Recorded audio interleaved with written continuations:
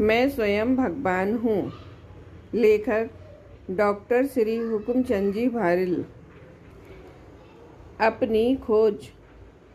अपने में अपनापन ही धर्म है और पर में अपनापन ही अधर्म है। इसलिए ज्ञानी धर्मात्मा निरंतर इसकी भावना भाते रहते हैं कि मोहादि मेरे कुछ नहीं, मैं एक हूँ पियोगमय। है मोहे निर्ममता यही वे कहें जो जाने समय। धर्मादि मेरे कुछ नहीं, मैं एक हूँ पियोगमय। है धर्म निर्ममता यही वे कहें जो जाने समय। मैं एक दर्शन ज्ञानमय, नित्य शुद्ध हूँ रूपी नहीं। ये अन्य सब पर द्रव्य किंचित मात्र भी मेरे नहीं। धर्म आदि पर द्रव्यों एवं मोहादि विकारी भावों में से अपनापन छोड़कर उपयोग स्वरूपी शुद्ध निज भगवान आत्मा में अपनेपन की दृढ़ भावना ही धर्म है। अनंत अतीन्द्रिय आनंद की प्राप्ति का मार्ग है। अतः निज भगवान आत्मा को जानने पहचानने का यत्न करना चाहिए और निज भगवान आत्मा को प्राप्त करने का प्रयत्न करना चाहिए। प्रश्न: हम तो बहुत प्रयत्न करते हैं, पर वह भगवान आत्मा हमें प्राप्त क्यों नहीं होता? उत्तर: भगवान आत्मा की प्राप्ति के लिए जैसा और जितना प्रयत्न करना चाहिए, यदि वैसा और उतना प्रयत्न करें तो भगवान आत्मा की प्राप्ति अवश्य ही होती है। सच्ची बात तो यह है कि भगवान आत्मा की प्राप्ति की जैसी तड़फ पैदा होनी चाहिए, अभी हमें वैसी तड़फ ही पैदा नहीं हुई है। यदि अंतर की गहराई से वैसी तड़प पैदा हो जावे तो फिर भगवान आत्मा की प्राप्ति में देर ही ना लगे। भगवान आत्मा की प्राप्ति की तड़प वाले व्यक्ति की स्थिति कैसी होती है, इसे हम उस बालक के उदाहरण से अच्छी तरह समझ सकते हैं कि जिसकी माँ मेले में खो गई हो। एक 5 वर्ष का बालक माँ के साथ मेला देखने गया था। मेले की अपार भीड़ में वे दोनों बिछुड़ गए। एक पुलिस चौकी पर माँ पहुँची और उसने बेटा खोने की रिपोर्ट लिखाई। दूसरी पुलिस चौकी पर बेटा पहुँचा और उसने माँ के खोने की रिपोर्ट लिखाना चाही, पर उसकी रिपोर्ट को सही रूप में कोई लिखता ही नहीं है। इंस्पेक्टर ने कांस्टेबल से पूछा, कौन है? कांस्टेबल ने उत्तर दिया, एक खोया हुआ बालक आया है। बालक ने बीच में ही टोकते हुए कहा, इंस्पेक्टर साहब, मैं नहीं, मेरी माँ खोई है। मैं तो आपके सामने ही खड़ा हूँ। डपटते हुए कांस्टेबल बोला, चुप रहे, कहीं माँ भी खोती है? खोते तो बच्चे ही हैं। आखिर उन्होंने यही रिपोर्ट लिखी कि एक खोया हुआ बालक आया है। जो भी हो, अब बालक से पूछताछ आरंभ होती है। क्यों भाई, तुम्हारा नाम क्या है? पप्पू। तुम्हारी माँ का क्या नाम है? मम्मी। तुम रहते कहाँ हो? अपने घर में।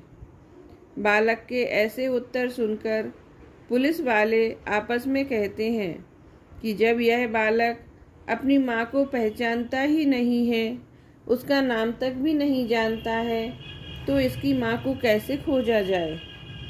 उनकी बातें सुनकर बालक सोचता है कि जिस नाम से मैं माँ को रोजाना बुलाता हूँ, क्या वह नाम ही नहीं है? मम्मी कहकर जब भी बुलाता हूँ माँ हाजिर हो जाती है। फिर भी ये लोग कहते हैं कि मैं माँ का नाम भी नहीं जानता। बालक यह सोच ही रहा था कि पुलिस वाला फिर पूछने लगता है, तेरी माँ मोटी है या पतली है, गोरी या काली, लंबी या ठिगनी? बालक ने तो कभी सोचा भी ना था कि माताएं भी 6 प्रकार की होती हैं। उसने तो अपनी माँ को कभी इन रूपों में देखा ही ना था। उसने तो माँ का मापन ही देखा था, रूप रंग नहीं, कद भी नहीं। वह कैसे बताए कि उसकी माँ गोरी है या काली, लंबी है या ठिगनी, मोटी या पतली है? ये तो सापेक्ष स्थितियां हैं। दूसरों से तुलना करने पर ही किसी गोरा या काला कहा जा सकता है, लंबा या ठिगना कहा जा सकता है, मोटा या पतला कहा जा सकता है। मैं आपसे ही पूछता हूँ कि मैं गोरा हूँ या काला, लंबा हूँ या ठिगना, मोटा हूँ या पतला? मैं तो जैसा हूँ वैसा ही हूँ, ना गोरा हूँ ना काला हूँ, ना लंबा हूँ ना ठिगना हूँ, और ना मोटा ही हूँ ना पतला ही। मेरी बगल में एक अंग्रेज को खड़ा कर दें तो उसकी अपेक्षा मुझे काला कहा जा सकता है। किसी अफ्रीकन को खड़ा कर दें तो गोरा भी कहा जा सकता है। किसी ठिगने आदमी को खड़ा कर दो तो लंबा कहा जा सकता है, और मुझसे भी लंबे आदमी को खड़ा कर दो तो ठिगना भी कहा जा सकता है। इसी प्रकार किसी मोटे आदमी को खड़ा कर दो तो मुझे पतला कहा जा सकता है, और मुझसे भी पतले आदमी को खड़ा कर दो तो मोटा भी कहा जा सकता है। मैं किसी की अपेक्षा भले ही मोटा पतला या गोरा काला हो सकता हूँ, पर निरपेक्षपने तो जैसा हूँ वैसा ही हूँ। उसने अपनी माँ की तुलना किसी दूसरे से की ही ना थी, अतः वह कैसे बताए कि उसकी माँ कैसी है? उसके निरुत्तर रहने पर पुलिस वाले कहते हैं कि वह तो अपनी माँ को पहचानता ही नहीं है।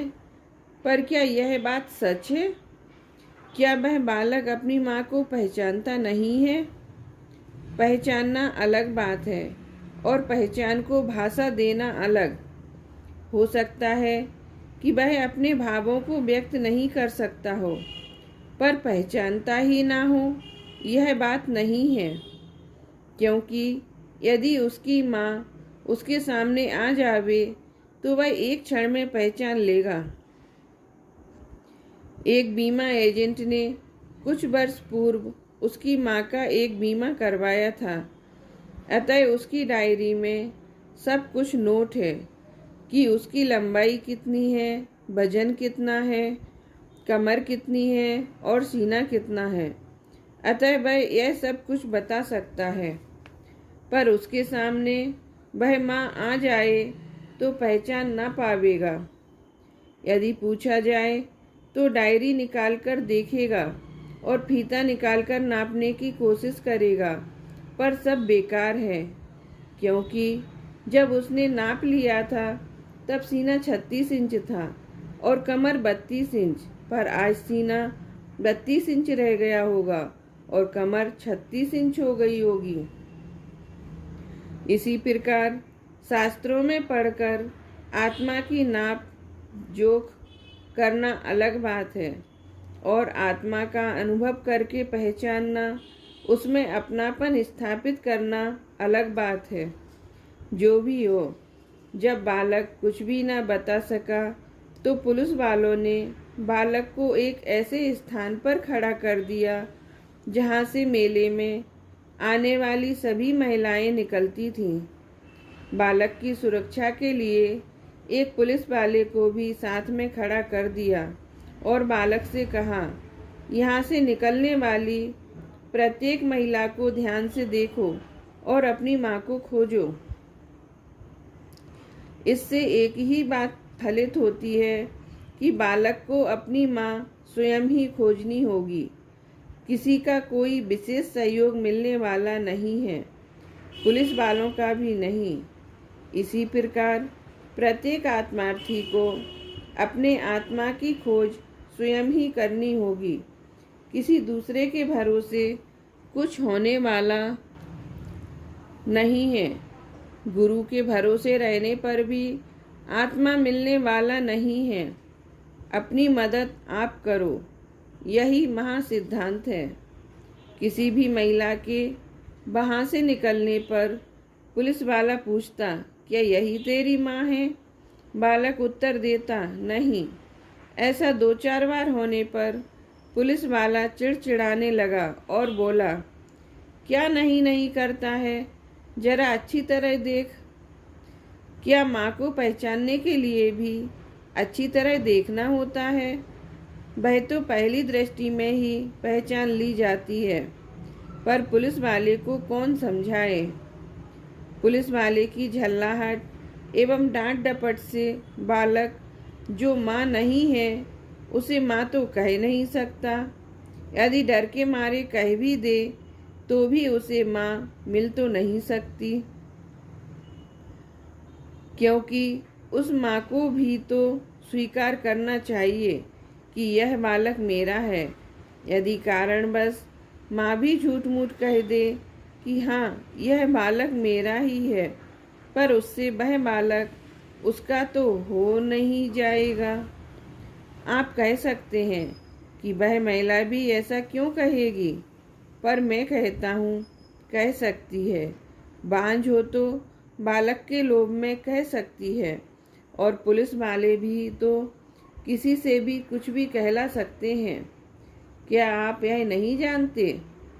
पर बात यह है कि इतने मात्र से माँ को बालक और बालक को अपनी माँ तो नहीं मिल जाएगी। इसी प्रकार गुरु बार बार समझाएं और समझ में न आने पर हमें भला बुरा कहने लगें तो हम भय से, इज्जत जाने के भय से कह सकते हैं कि हाँ समझ में आ गया, पर इतना कहने मात्र से तो कार्य चलने वाला नहीं है। इज्जत वाले सेठ ने गुरुजी से पूछा, भगवान आत्मा कैसा है और कैसे प्राप्त होता है? गुरुजी ने 5 मिनट समझाया और पूछा, आया समझ में? सेठ ने विनय पूर्वक उत्तर दिया, नहीं गुरुजी। गुरुजी ने 5 मिनट और समझाया और फिर पूछा, अब आया? नहीं। उत्तर मिलने पर व्याकुलता से गुरुजी फिर समझाने लगे। उदाहरण देकर समझाया और फिर पूछा, अब तो आया या नहीं? नहीं। उत्तर मिलने पर झल्लाकर बोले, माथे में कुछ है भी या गोबर भरा है? घबराकर सेठ जी बोले, अब समझ में आ गया। इज्जत वाले थे ना, इज्जत जाती दिखी तो बिना समझ में आए ही कह दिया, पर बालक तो इज्जत वाला नहीं है ना, अतः वह माँ के मिले बिना कहने वाला नहीं है, क्योंकि उसे इज्जत नहीं माँ चाहिए। जिन्हें आत्मा से अधिक इज्जत प्यारी है उन्हें इज्जत ही मिलती है, आत्मा नहीं। जब बार बार बालक ना कहता रहा तो पुलिस वाला झल्लाकर बोला, मैं धूप में क्यों खड़ा रहूं? माँ तो तुझे ही खोजनी है, अतः मैं वहाँ छाया में बैठा हूँ। तू सभी महिलाओं को देख, जब माँ मिल जावे तब मुझे बता देना। ऐसा कहकर पुलिस वाला दूर छाया में जा बैठा। बालक ने भी राहत की सांस ली, क्योंकि पुलिस वाला कुछ सहयोग तो कर ही नहीं रहा था, व्यर्थ ही टोका टोकी कर ध्यान को भंग अवश्य कर रहा था। कम से कम अब उसके चले जाने पर बालक पूरी शक्ति से, स्वतंत्रता से माँ को खोज तो सकता है। इसी प्रकार जब साधक आत्मा की खोज में गहराई से तत्पर होता है, तब उसे अनावश्यक टोका टोकी या चर्चा वार्ता पसंद नहीं होती, क्योंकि वह उसके ध्यान को भंग करती है। उस बालक को अपनी माँ की खोज की जैसी तड़प है, आत्मा की खोज की वैसी तड़प हमें भी जगे तो आत्मा मिले बिना नहीं रहे।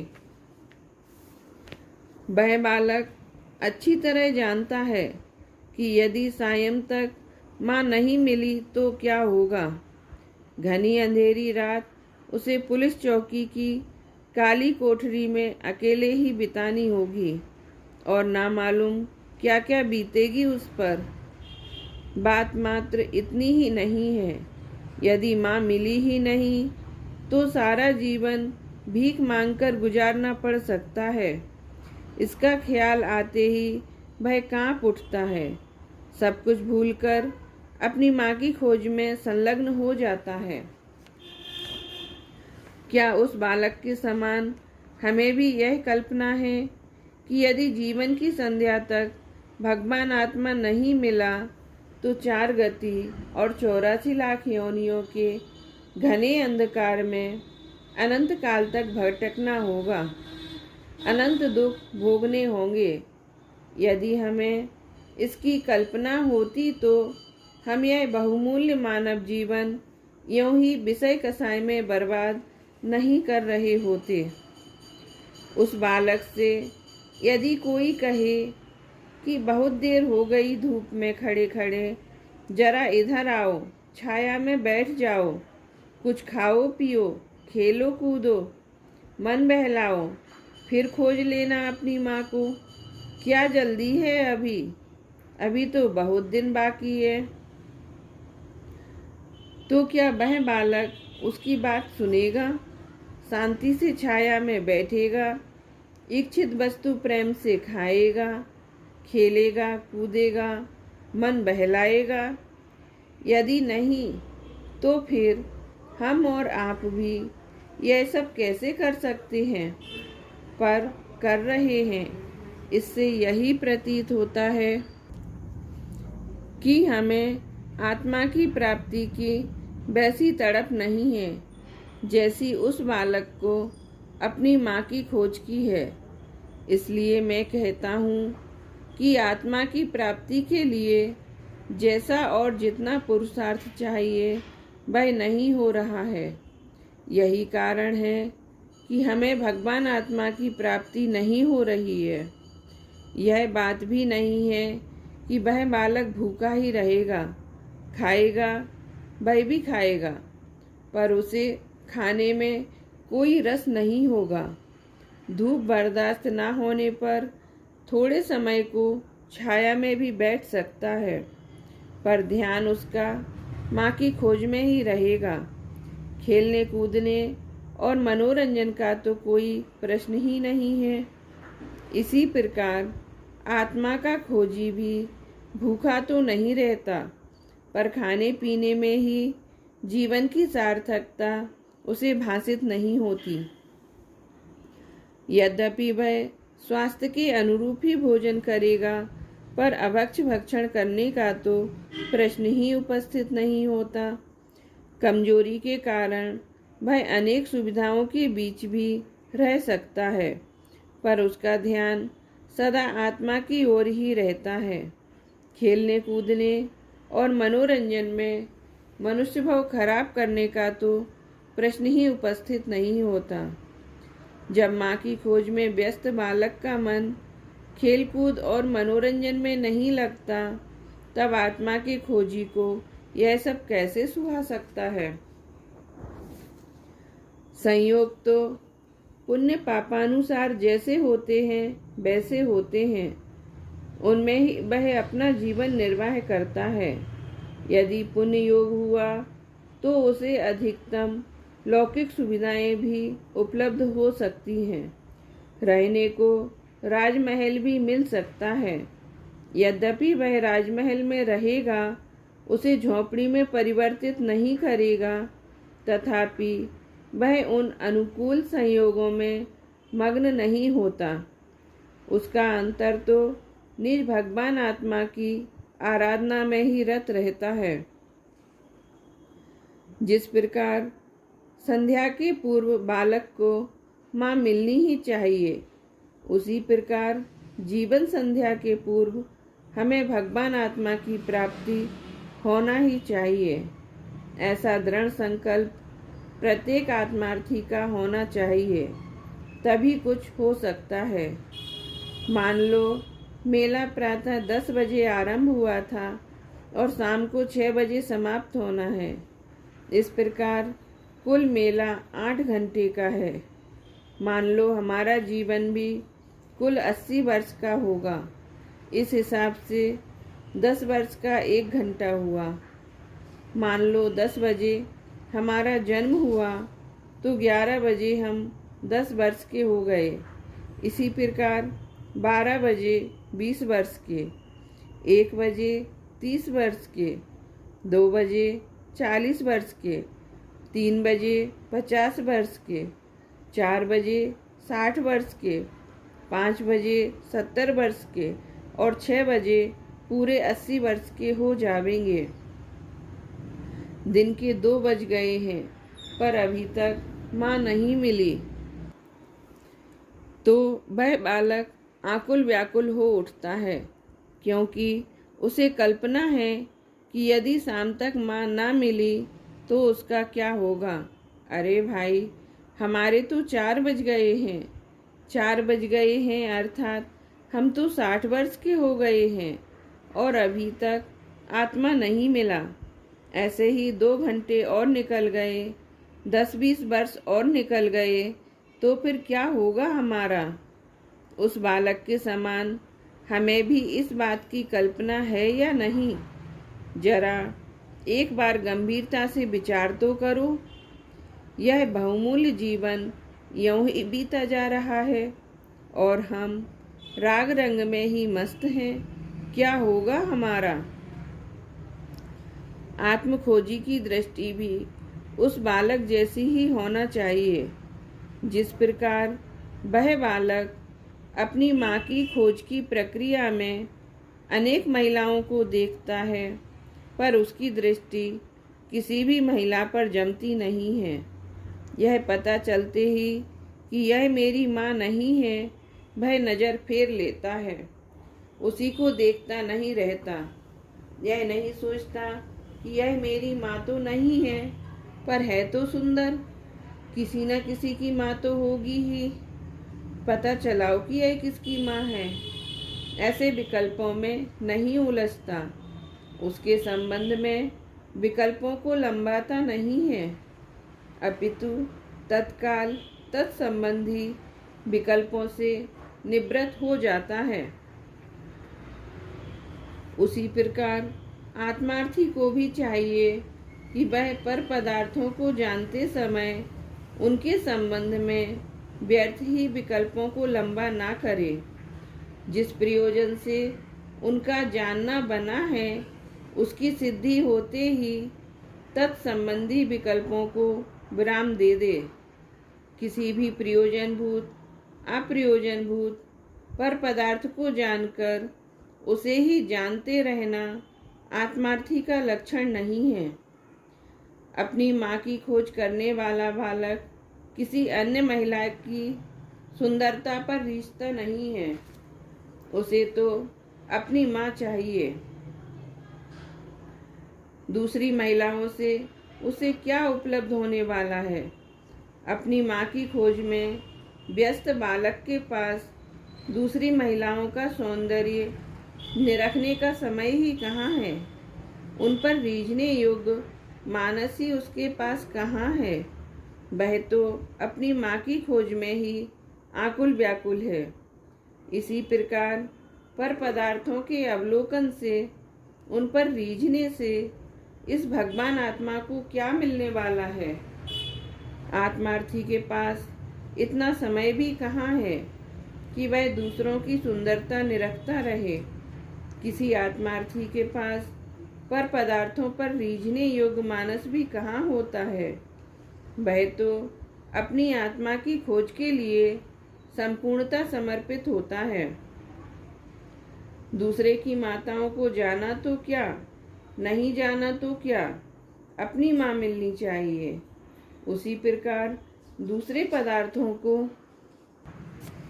जाना तो क्या, नहीं जाना तो क्या, अपनी आत्मा जानने में आना चाहिए, पहचानने में आना चाहिए, क्योंकि हमें अनंत आनंद की प्राप्ति तो निज भगवान आत्मा के जानने से ही होने वाली है। यही कारण है कि जिनागम में स्वद्रव्य के आश्रय से सुगति और परद्रव्य के आश्रय से दुर्गति होना बताया गया है। जिस प्रकार वह बालक अन्य महिलाओं को जानता तो है, पर उनकी ओर लपकता नहीं है, उनसे लिपटता नहीं है, पर जब उसे अपनी माँ दिख जावेगी तो मात्र उसे जानेगा ही नहीं, उसकी तरफ लपकेगा भी, उससे लिपट भी जावेगा, उसमें तन्मय हो जावेगा, एकमेक हो जावेगा, आनंदित हो जावेगा। उसी प्रकार आत्मार्थी आत्मा भी परद्रव्यों को जानते तो हैं, पर उनमें जमते रमते नहीं हैं। पर जब यह निज भगवान आत्मा उसके ज्ञान का ज्ञेय बनेगा तो तब वह उसे भी मात्र जानता ही नहीं रहेगा, अपितु उसी में जम जावेगा, रम जावेगा, उसी में तन्मय हो जावेगा, उसी में अपनापन स्थापित कर लेगा, अनंत आनंदमय हो जावेगा। उसकी यह अतीन्द्रिय आनंदमय निजापलोकन की दशा ही सम्यक दर्शन है, सम्यक ज्ञान है, सम्यक चारित्र है, मुक्ति का मार्ग है, सुखी होने का एकमात्र उपाय है, परमात्मा बनने की प्रक्रिया है, धर्म है, अधिक क्या कहें। जीवन में करने योग्य एकमात्र कार्य यही है।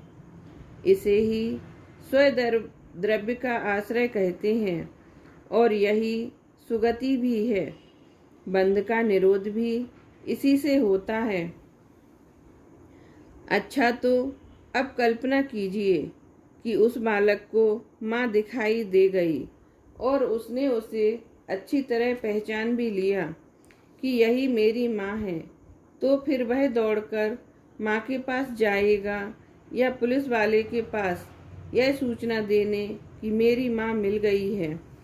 निश्चित रूप से वह माँ के ही पास जाएगा, क्योंकि एक तो वह माँ के वियोग में तड़प रहा था और दूसरे यह भी तो खतरा है कि जब तक वह पुलिस को सूचना देने जाता है तब तक माँ फिर आंखों से ओझल हो गई तो।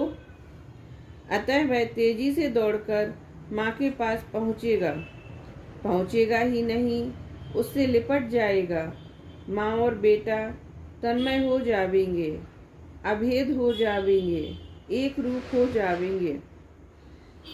उसी प्रकार जब इस आत्मा की दृष्टि में निज भगवान आत्मा आता है, तब यह गुरु को या किसी अन्य को यह बताने नहीं दौड़ता कि मुझे आत्मा का अनुभव हो गया है, अपितु निज भगवान आत्मा में ही तन्मय हो जाता है, अपने में ही समा जाता है, एक रूप हो जाता है, अभेद हो जाता है, विकल्पातीत हो जाता है। जब वह माँ की ओर दौड़ा तो पुलिस वाला भी घबराया और उसके पीछे वह भी दौड़ा। पुलिस वाले की घबराहट का कारण यह था कि यदि बच्चा भी भीड़ में गायब हो गया तो मुश्किल हो जाएगी, क्योंकि उसकी तो रिपोर्ट लिखी हुई है। पुलिस की कस्टडी से बालक का गायब हो जाना उसकी नौकरी जाने का कारण भी बन सकता है। जब पुलिस वाला वहां पहुंचा तो क्या देखता है कि वह बालक किसी अधेड़ महिला से एकमेक हो रहा है। दोनों एक दूसरे से तन्मय हो रहे हैं। उन्हें एकाकार देखकर भी अपनी आदत के अनुसार पुलिस वाला घुड़ककर पूछता है, क्या यही है तेरी माँ? क्या अब भी यह पूछने की आवश्यकता थी? उनके इस भावुक सम्मिलन से क्या यह सहज ही स्पष्ट नहीं हो गया था कि ये ही वे बिछड़े हुए माँ बेटे हैं जिनकी एक दूसरे को तलाश थी, जो इस सम्मिलन के अद्भुत दृश्य को देखकर भी ना समझ पाए, उससे कुछ कहने से भी क्या होगा। उसी प्रकार आत्मानुभवी पुरुष की दशा देखकर भी जो यह ना समझ पाए कि यह आत्मानुभवी है, उसे बताने से भी क्या होने वाला है। पुलिस वालों की वृत्ति और प्रवृत्ति से तो आप परिचित ही हैं। उनसे उलझना ठीक नहीं है, क्योंकि यह बता देने पर भी कि यही मेरी माँ है, वे यह भी कह सकते हैं कि क्या प्रमाण है इसका। जैसा कि लोक में देखा जाता है कि खोई हुई वस्तु पुलिस कस्टडी में रखी जाती है, केस चलता है, अनेक वस्तुओं में मिलाकर पहचानना होता है, तब भी मिले तो मिले, ना मिले तो ना मिले।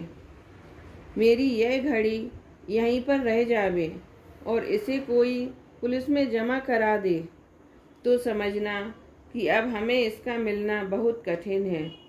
केस चलेगा, उसी प्रकार की अनेक घड़ियों में मिलाकर मुझसे पहचान कराई जावेगी। मैं आपसे ही पूछता हूँ कि एक कंपनी की एक सी घड़ियों में क्या आप अपनी घड़ी पहचान सकेंगे? नहीं, तो फिर समझ लीजिए कि मेरी घड़ी मिलना कितना दुर्लभ है। अतः पुलिस वालों से उलझना ठीक नहीं है। वे जो पूछें चुपचाप उत्तर देते जाओ, इसी में भलाई है। क्योंकि यदि उन्होंने माँ और बेटे दोनों को ही पुलिस कस्टडी में रख दिया तो क्या होगा। यह जगत भी पुलिस वालों से कम थोड़े ही है। इससे उलझना भी ठीक नहीं है। जगत के लोग यह भी तो पूछ सकते हैं कि क्या प्रमाण है कि तुम ज्ञानी हो। तो क्या ज्ञानी जन फिर इस बात के प्रमाण भी पेश करते फिरेंगे? प्रमाण पेश करने पर उन प्रमाणों की प्रामाणिकता पर संदेह किया जाएगा।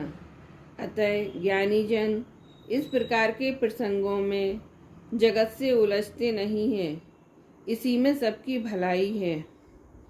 क्या वह बालक इस बात की घोषणा करता है कि मुझे मेरी माँ मिल गई है?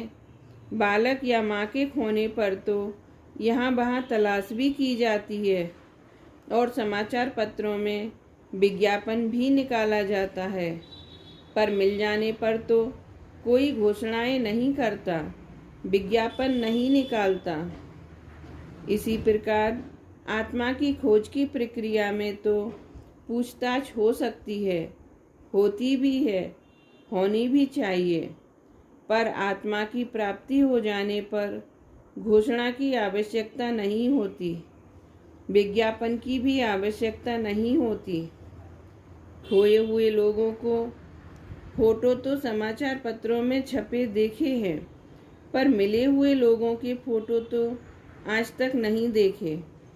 यदि कोई छपाए तो यही समझा जाता है कि यह तो स्वयं के संपन्न होने के प्रचार का हल्कापन है। इसी प्रकार ज्ञानी होने की घोषणाएं भी सस्ती लोकप्रियता अर्जित करने की ही वृत्ति है, प्रवृत्ति है। बालक को माँ मिल गई, इतना ही पर्याप्त है। उसे माँ मिलने का यश नहीं चाहिए। इसी प्रकार ज्ञानियों को तो आत्मा की प्राप्ति ही पर्याप्त लगती है। उन्हें आत्मज्ञानी होने का यश मोहित नहीं करता। बालक को तो माँ का मिलना ही पर्याप्त है। वह तो उसी में मग्न है, अत्यंत संतुष्ट है, पूरी तरह तृप्त है। उसे अन्य कोई वांछा नहीं रहती। इसी प्रकार ज्ञानी धर्मात्माओं को तो आत्मा की प्राप्ति ही पर्याप्त है। वे तो उसी में मग्न रहते हैं, उसी में संतुष्ट रहते हैं, उसी में पूरी तरह तृप्त रहते हैं।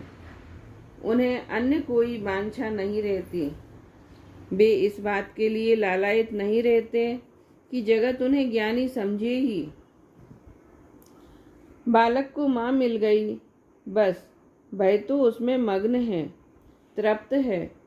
पर माँ के सामने एक समस्या है कि बालक के खोने पर उसने एक घोषणा की थी कि जो व्यक्ति बालक को उससे मिलाएगा, खोज लाएगा, उसे वह 500 रुपये पुरस्कार देगी। अब वह पुरस्कार किसे दिया जाए, पुलिस को, बालक को या माँ को? पुलिस ने तो कुछ किया ही नहीं। माँ को तो बालक ने ही खोजा है और बालक को माँ ने खोजा है। पुलिस तो पुरस्कार पाने योग्य नहीं और माँ पुरस्कार देने वाली है। अब बालक ही शेष रहता है, पर बालक को तो पुरस्कार नहीं, माँ चाहिए थी जो उसे मिल गई है। अब उसे पुरस्कार में कोई रस नहीं है। वह तो अपनी माँ में ही इतना तृप्त है कि पुरस्कार की ओर उसका लक्ष्य ही नहीं है। भाई, पुलिस का कोई योगदान ही ना हो, यह बात भी नहीं है। आखिर बालक ने अपनी माँ की खोज पुलिस की सुरक्षा में ही की है, पुलिस के मार्गदर्शन में ही की है। यदि पुलिस की सुरक्षा उसे ना मिली होती तो बालकों को उड़ाने वाला कोई गिरोह उसे उड़ा ले गया होता। यदि पुलिस वाले मार्मिक बिंदु पर उसे खड़ा नहीं करते तो माँ की खोज में बालक यहाँ वहाँ मारा मारा फिरता और माँ हाथ ना लगती। पुलिस ने उसे ऐसा स्थान बताया कि जहाँ से प्रत्येक महिला का निकलना अनिवार्य सा ही था, तभी तो उसे माँ मिल सकी। अतः पुरस्कार पुलिस को ही मिलना चाहिए। इतने श्रम के बावजूद भी पुलिस को पुरस्कार के अतिरिक्त और मिला ही क्या है? बालक को तो माँ मिल गई, माँ को बालक मिल गया, पुलिस को क्या मिला? यह पुरस्कार मिल रहा है, सो आप वह भी नहीं देना चाहते, यह ठीक नहीं है।